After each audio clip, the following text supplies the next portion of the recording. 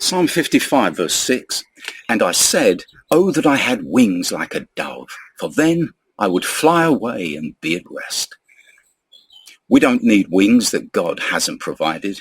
We can't fly away from the mess of this society until Jesus raptures us. Meanwhile, we have the wings of the Spirit.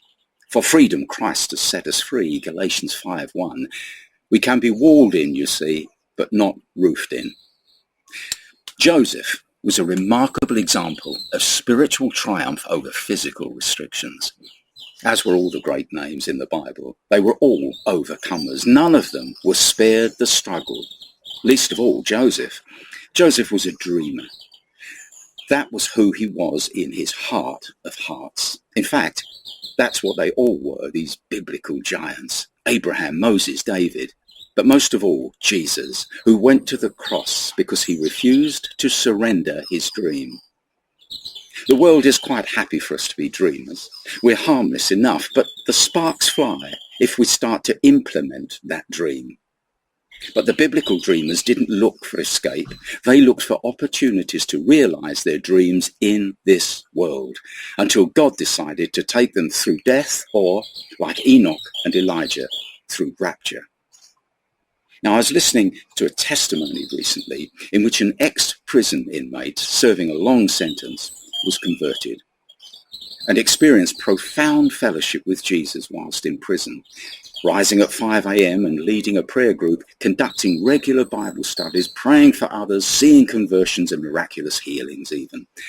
When he was released into the everyday world, he landed on the concrete and learned the meaning of the term jailhouse faith. It was a common phenomenon that faith fizzled away in the real world. The fire died down, and he found the pressures of work, providing for a family and so on, to be a drag on his spirituality. Surrounded by worldliness, the fire was diminishing and it troubled him. He longed to fly away and to be at rest, and God told him what was wrong. He had received a dream, so to speak, when he became a Christian. We all received a dream. The loveliest dream of all, of a kingdom in which the King of Heaven reigns, Jesus. And now, in the everyday world, he was being given the opportunity of implementing that dream.